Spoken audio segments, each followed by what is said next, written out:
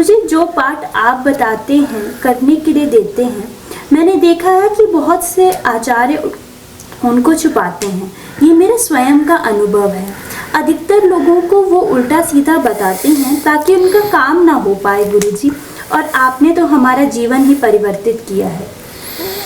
देखिए, गुर बना है गुरु से, और जो गुर नहीं दे सकता, गुर कहते हैं फार्मूलाज, टेक्निक्स, सूत्र, है ना, ऐसी विधियां जो आपको जीवन में कामयाब करती हों। कामयाबी की परिभाषा बस आर्थिक रूप से समृद्ध हो जाना नहीं है।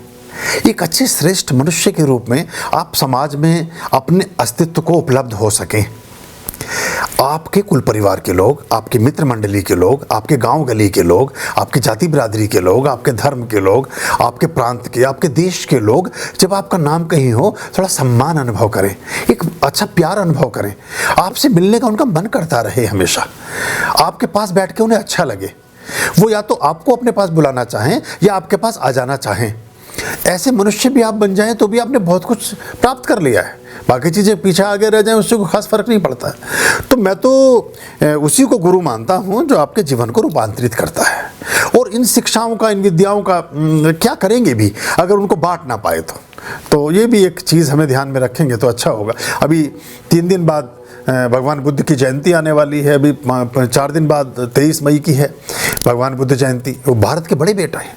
उनका पहला सूत्र ये था कि आपको दीपो भवा, आप अपने चिराग स्वयं बने, अपने प्रकाश स्वयं बने, अपने दिए स्वयं बने और पूरे जगत को आलोकित करें।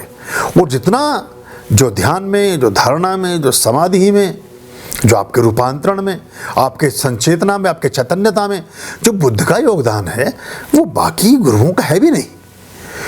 गुरु नानक देव जी, भगवान बुद्ध, भगवान महावीर, ये ऐसी ऊर्जाएं हैं, ये ऐसी आत्माएं हैं जिन्होंने गुरुओं के जीवन को भी बदला है, जो गुरुओं के भी गुरु हैं। आप उनको ऐसा मानकर चल सकते हैं।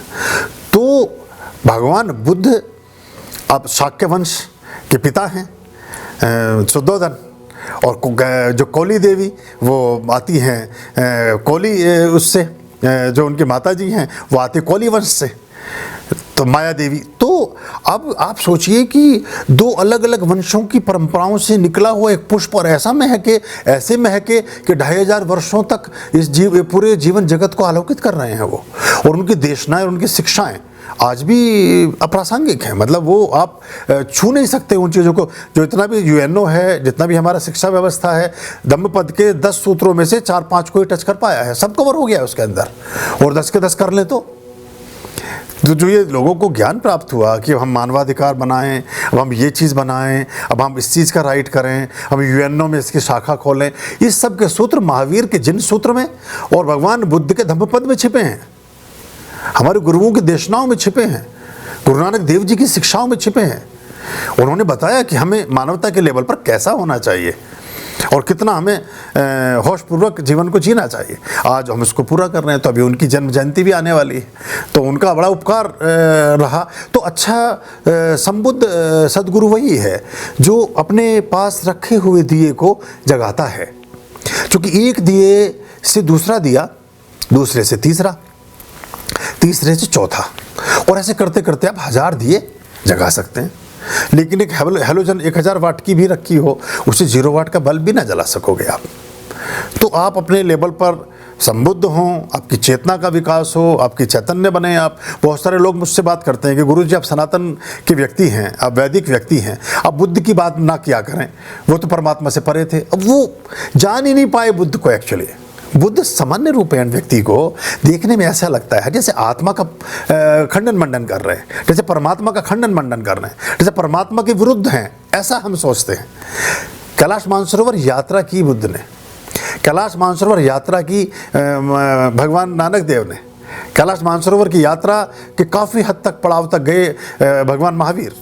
तो ये सारे लोग बहुत गहरे अर्थ में परमात्मा से जुड़े हुए लोग थे। ये परमात्मा के ही प्रचारक थे। लेकिन कई बार भ्रांतियाँ इतनी ज़्यादा हो जाती हैं कि अगर उसी तरह से करेंगे तो दूसरी वाली शिक्षा व्यवस्था या दूसरी वाली जो परंपरा चल रही है उस पर मोहर लगाने वाली बात हो जाती है। इसलिए थोड़ा सा बदल कर बात को बताना पड़ता है। तो जितने निकट बुद्ध हैं भगवान के, इतने कोई भी नहीं। लेकिन अब ऐसा लगता है कि जैसे बहुत दूर हैं वो परमात्मा से, जबकि ऐसा नहीं है। अब समझते नहीं हैं या उसको हमने देखा नहीं है उन शिक्षाओं को और उन चीज़ों को, तब हमें ऐसा लगता है। उनका तो जन्म ही गहन सनातन मूल्यों के साथ हुआ। उनके माता जी को, शुद्धोधन की पत्नी और भगवान बुद्ध की माँ को जब स्वप्न आया तो स्वप्न ही लक्ष्मी और विष्णु का है। उन्हें हाथी दिखे, कमल के फूल दिखे और उसमें खिलती हुई एक आत्मा दिखी। वो वहाँ से और पूरे और स्वप्न सिद्धांत पर जितना काम महावीर और भगवान बुद्ध ने किया, दोनों समकालीन है, तो इतना किसी ने भी नहीं किया। लेकिन हमें लगता है कि जैसे वो हिंदू धर्म के या हमारी परंपरा के विरुद्ध है, ऐसा नहीं है। वो बड़ी उनके बहुत सारी चीज़ों में अभी भी अब जिनकेवली है, रामशला का है ना, बुद्ध सूत्र में है, इन सब में पूरे ज्योतिष के पूरे सूत्र छिपे हुए हैं, पूरे विधान हैं। रामशलाका में अभी भी जब आप उस पर चलते हैं और उस पर उन कड़ियों को छूते हैं तो लगभग उसका सटीक आंसर आते हैं। जिनकेवली भी ऐसा ही काम करती है, बुद्ध सूत्रम भी ऐसा ही काम करता है। और वो पहले भविष्यवाणी करते हैं सबके बारे में, जा रहे हैं बाद में, और उस अंगुलीमाल के बारे में सवेरे ही बता देते हैं कि आज मैं एक आदमी के हृदय परिवर्तन करके आऊँगा।